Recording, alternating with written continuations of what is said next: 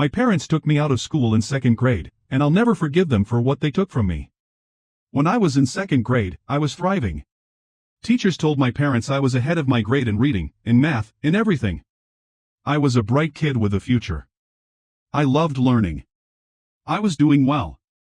I was happy. Then they ripped it all away. They pulled me out of school and said they were going to homeschool me. But they didn't. Not really. What they did was lock me in a house and feed me religion. That's it. No math. No writing. No science. No guidance. Nothing. I was 8 or 9 years old, and that was the last time I got a real education. From that point on, I wasn't allowed to leave the house alone. Not to go outside, not to meet friends, not even to walk around the block. I was only allowed out if I was with them, and even then, it was just to places like the grocery store. That was my entire life for almost a decade. I was completely cut off from the world. I didn't have friends. I didn't have school. I didn't even know how to talk to people my own age.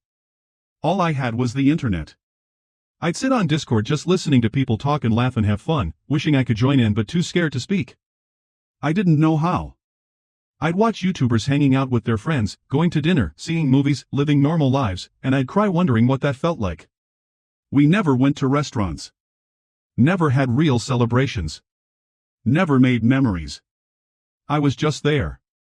A kid trapped in a house, wasting away while the world passed me by. I used to think they were protecting me. That they loved me. That they were just strict because they cared. But now I know the truth. They didn't care. Or if they did, they cared in the worst, most damaging way possible. They destroyed me. When I turned 18, I finally got a job. I started paying bills. I still lived in the house for a bit, but everything changed once I had money. Suddenly I had a little freedom. But the damage was already done. Today, I make $29 an hour. I work hard. I'm trying to build a life. But I still struggle every single day. My brain is behind. I can't pick up on simple things at work, sometimes basic instructions, stuff other people get right away. Socially, I still feel like I'm faking it, like I'm copying other people just to get by. Because I never got to learn those things when I was supposed to. Sometimes it feels like I don't even know who I am. It kills me. Every single day I wonder who I could have been if they hadn't done this to me. I was smart. I was going somewhere. And they stopped me. They chose to stop me. I'm furious. I'll never forgive them. I'll never understand what the hell they were thinking. What was their plan? What did they think would happen? That I'd magically be okay after being locked away for over a decade? They stole my future. They stole my childhood. And I have to live with that for the rest of my life. Now I look at my newborn son and my hopefully one day to be wife, and I wonder if I'll ever be enough for them. She tells me I already am. That I'm more than enough. But deep down, I'm scared I'll never be able to give them the life they truly deserve. I know I'd never do to my son what was done to me. I'll make sure he knows how important education is. I just hope I can be the father he needs, but I'm scared I'll never live up to his expectations. Let me analyze this story for you. This story is a profound and heartbreaking account of a life derailed not by fate or accident, but by the willful choices of those meant to nurture and protect. It begins with a child full of promise, intelligence, and curiosity, thriving in the second grade, praised by teachers, clearly on a path toward growth and achievement.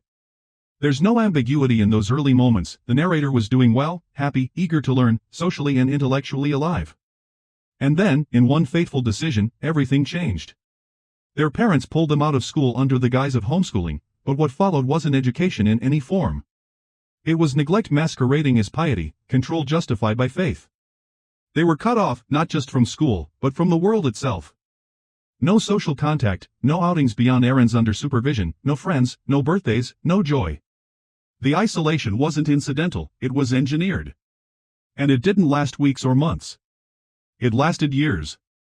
The emotional tone of the story is complex, shaped by sorrow, disbelief, buried trauma, and deep, abiding rage.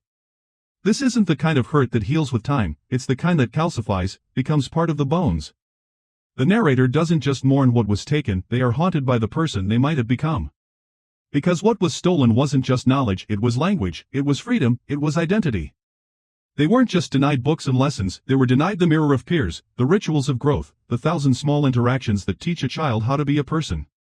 Locked in a house, fed a single worldview, denied even the simple pleasure of walking around the block, what was once a curious child was effectively shuttered away from humanity. The scars are everywhere.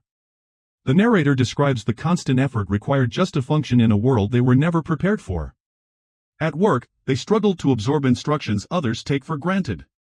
In conversation, they mimic the rhythms and words of people around them, performing normalcy rather than living it. Their sense of self remains fractured. The emotional cost of their parents' decision is incalculable, not just in opportunities lost, but in basic self-trust, in the ability to believe they are capable, worthy, whole. There's something especially painful about the moment when they describe watching YouTubers laugh and live, or listening to friends on Discord without speaking, because it captures what's most cruel about their upbringing. They were made to watch life from the outside, like a ghost in their own timeline. Yet for all the devastation, this story is also steeped in a quiet, reluctant hope. As much as the narrator feels broken, they are also building. They work hard. They earn a good wage. They have a partner who sees their worth, and a newborn son who represents something sacred, the chance to begin again, to rewrite the story. There's no cheap optimism here, just the complicated reality of healing while still bleeding.